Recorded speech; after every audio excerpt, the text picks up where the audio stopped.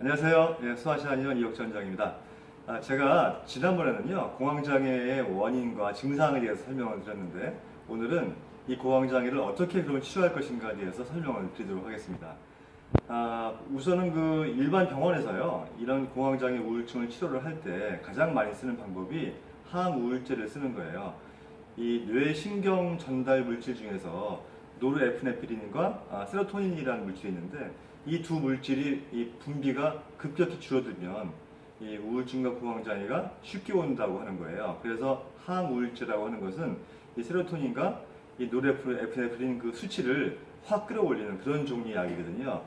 그런데 그렇게 약을 먹게 되면은 정말 기분이 좋아지고 이완되고 마음이 편해지면서 그런 증상들이 사라지는 것은 맞아요.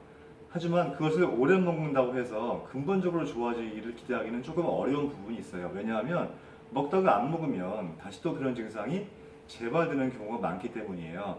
그럼 왜 그럴까 생각을 해보면 그런 증상, 그런 공황장애나 우울증 같은 그런 증상들의 근본적인 원인이 그런 신경 전달 물질이 부족해서 그런 것이 아니라는 거예요. 그것은 이 근본적인 원인이 아니고 더 다른 원인에 의해서 만들어진 다른 원인이라고 하는 것이죠. 그러면은 더욱더 근본적인 원인이 무엇일까 생각을 해본다면 그것이 바로 제가 항상 이야기하는 병인이라고 하는 것입니다. 그 중에서 이런 병들을 근본적으로 만들어낸 병인, 특정한 병인이 무엇이 있을까 하면은 이 칠정과 담음, 식적 이렇게 세 가지가 가장 크게 나타나고 있는데요. 보통 우리가 그 우울증이나 공황장애를 앓는 분 중에서 이렇게 스트레스를 받거나 공황 발작이 일어날 때요, 급격히 이 식욕이 늘고 뭘 자꾸 먹으려고 하는 분들이 있어요.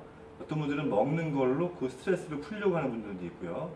또 반대로 좀 많이 먹으면 좀 스트레스가 풀린다고 하는 분들이 있어요. 이런 분들은 병인이 식적일 확률이 높습니다. 그리고요, 이 가슴이 막 조이는 것 같고 심장도 두근거리고 막 짜증도 나고 화도 나고 겁도 나고 불면증도 심해지고 이런 경우는 칠정일 가능성이 높고요. 갑자기 어지럽거나 또는 숨이 차거나 속이 미식거리거나 눈이 침침하거나 이런 증상이 생긴다면은 이런 분들은 이 담음이 원인이 될 경우가 많습니다. 그래서 이런 칠정이나 식적이나 담음 이런 것들을 근본적으로 해결을 해야 그래야 뇌신경 전달 물질들이 제대로 작동을 하게 될 것이고 그래야 우울증이나 공황장애 증상들이 해소가 된다고 하는 거예요.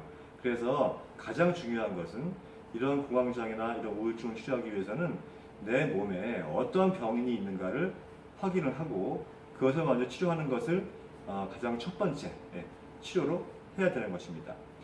두 번째는요, 이 병인을 해결을 한 다음에는 생활 환경이나 습관이나 어떤 이완요법 같은 것이 필요한데요.